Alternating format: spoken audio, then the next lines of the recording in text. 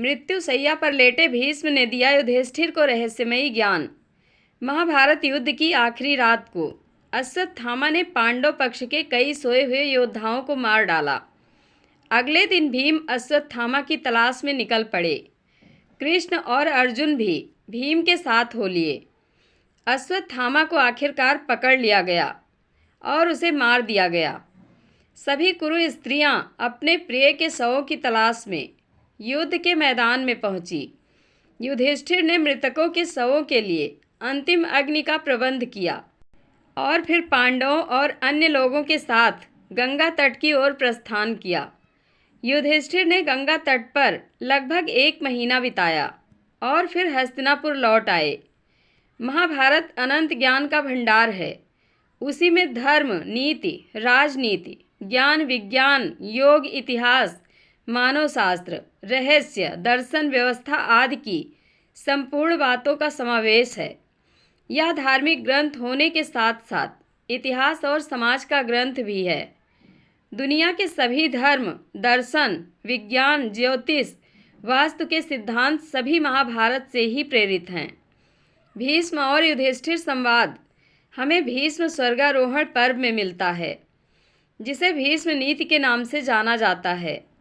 भीष्म पितामह सरसैया पर 58 दिन तक रहे। उसके बाद उन्होंने शरीर त्याग दिया। तब माघ महीने का शुक्ल पक्ष था।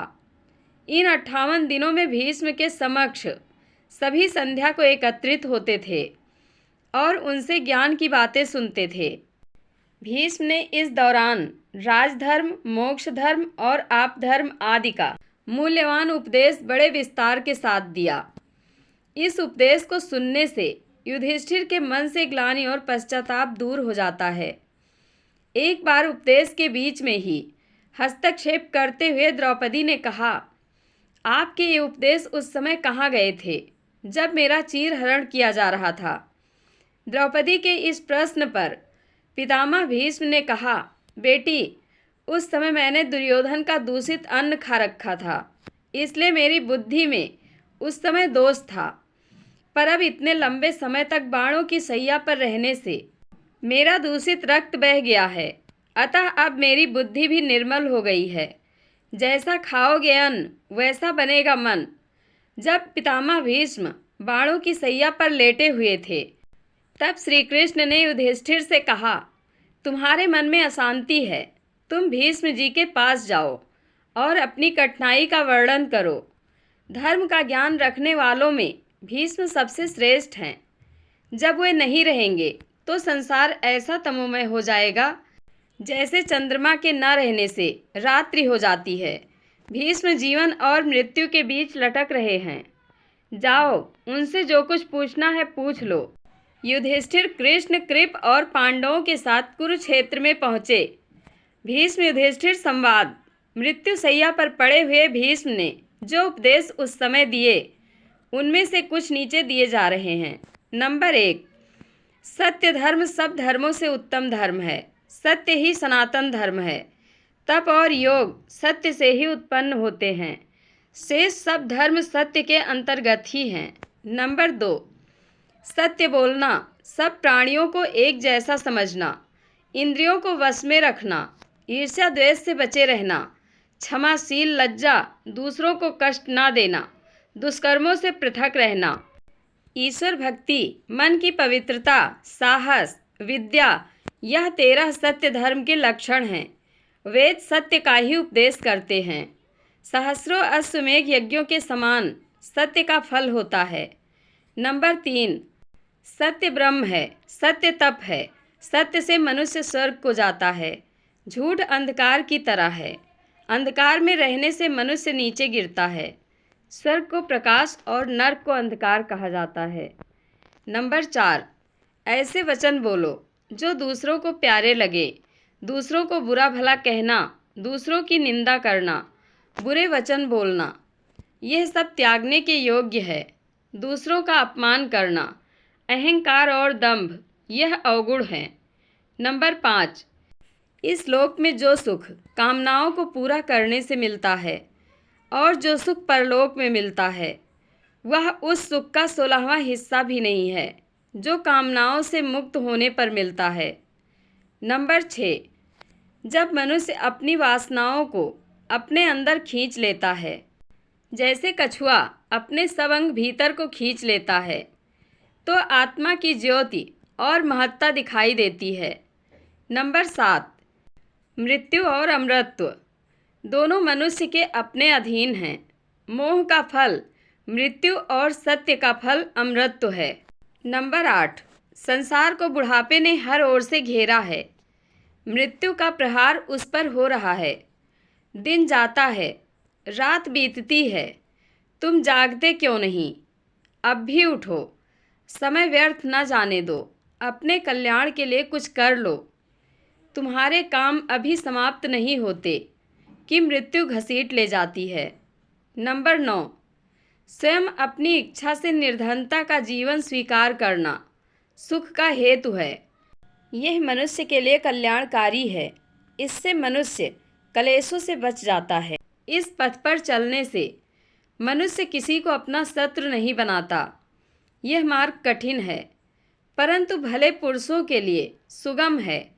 जिस मनुष्य का जीवन पवित्र है और इसके अतिरिक्त उसकी कोई संपत्ति नहीं है, उसके समान मुझे दूसरा दिखाई नहीं देता। मैंने तुला के एक पल्ले में ऐसी निर्धनता को रखा और दूसरे पल्ले में राज्य को। अकिंचनता का पल्ला भारी निकला। धनवान पुरुष तो सदा भयभीत रहता है, जैसे मृत्यु ने उसे अपने जबड़े में पकड़ रखा हो। नंबर 10, त्याग के बिना कुछ प्राप्त नहीं होता। त्याग के बिना परम आदर्श की सिद्धि नहीं होती। त्याग के बिना मनुष्य भय से मुक्त नहीं हो सकता। त्याग की सहायता से मनुष्य को हर प्रकार का सुख प्राप्त हो जाता है। नंबर 11, वह पुरुष सुखी है जो मन को साम्यावस्था में रखता है, जो व्यर्थ चिंता नहीं करता, जो सत्य बोलता है, जो सांसारिक पदार्थों के मोह में फंसता नहीं, जिसे किसी काम के करने की विशेष चेष्टा नहीं होती। नंबर 12, जो मनुष्य व्यर्थ अपने आप को संतप्त करता है, वह अपने रूप रंग, अपनी संपत्ति, अपने जीवन और अपने धर्म को भी नष्ट कर देता है। जो पुरुष शोक से बचा रहता है, उसे सुख और आरोग्यता दोनों प्राप्त हो जाते हैं। नंबर 13, सुख दो प्रकार के मनुष्यों को मिलता है। उनको जो सबसे अधिक मूर्ख हैं, दूसरे उनको जिन्होंने बुद्धि के प्रकाश में तत्व को देख लिया है। जो लोग बीच में लटक रहे हैं, वे दुखी रहते हैं। नंबर 14, श्रेष्ठ और सज्जन पुरुष का चिन्ह यह है कि वह दूसरों को धनवान देखकर जलता नहीं। वह विद्वानों का सत्कार करता है और धर्म के संबंध में प्रत्येक स्थान से उपदेश सुनता है।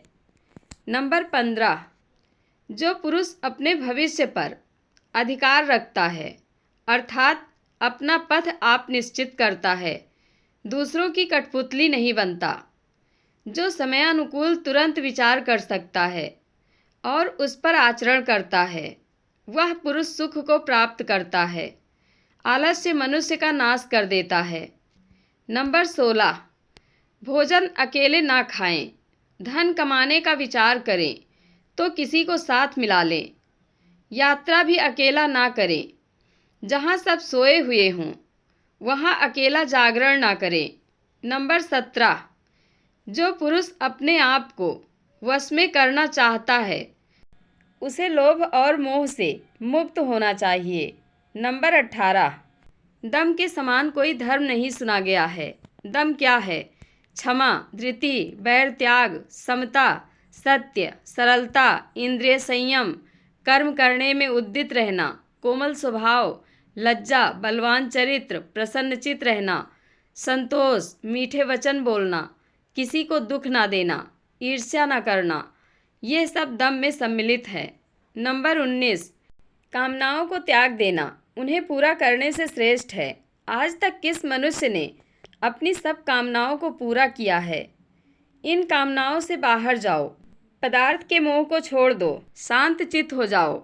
नंबर 20, जब भीष्म पितामह मृत्युशैया पर थे, तब युधिष्ठिर ने उनकी लंबी आयु, वह स्वस्थ जीवन के रहस्य जानने के लिए उपदेश देने की प्रार्थना की।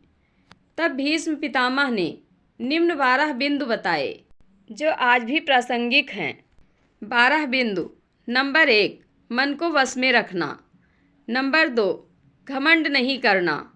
नंबर 3, विषयों की ओर बढ़ती हुई इच्छाओं को रोकना। नंबर 4, कटु वचन सुनकर भी उत्तर नहीं देना। नंबर 5, मार खाने पर भी शांत व सम रहना। नंबर 6, अतिथि व लाचार को आश्रय देना। नंबर 7, दूसरों की निंदा ना करना ना सुनना। नंबर 8, नियम पूर्वक शास्त्र पढ़ना व सुनना। नंबर 9, दिन में नहीं सोना। नंबर 10, स्वयं आदर न चाहकर दूसरों को आदर देना। नंबर 11, क्रोध के वशीभूत नहीं रहना।